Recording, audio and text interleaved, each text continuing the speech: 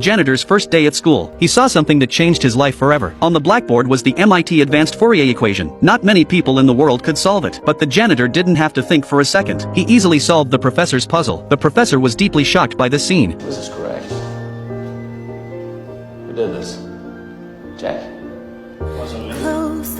Nimish? No. In order to find this problem solver, the professor held a special class on the problem. He didn't expect a full house. Everyone was expecting the mysterious solver to come out, but the students looked at each other in disbelief. Not one of them admitted to being the solver. The professor was disappointed and curious about the identity of the genius. In order to find this genius, the professor put up a battle cry on the blackboard and promised that whoever could answer the question will be able to go to the top of the life ahead of time. But no one expected that the one who could solve the puzzle was a janitor. The janitor just took one look at the formula. He couldn't help but pick up the chalk and write. The professor thought the janitor was up to no good. He was about to arrest the boy in his office. The janitor was discovered and fled in a hurry. Facing the professor's incessant accusations, he only left a polite question and then disappeared. But what surprised the professor even more? The correct answer appeared on the blackboard again. The professor did not expect. It wasn't the students who solved the question. It was this penniless janitor. He solved 2 years of research in just a few minutes. Puzzled, the professor went to visit the janitor, but Will had already quit his job when the professor managed to find Will. Will was in court being accused, but Will didn't panic. He rattled off a list of laws. He knew them better than the other lawyer, because a few years earlier, he'd memorized the entire Constitution. Now even the other lawyer was speechless. The professor on the side also admired him. To find substantial evidence, it took the judge 10 minutes to go through Will's rap sheet. May 1993 for assault with intent.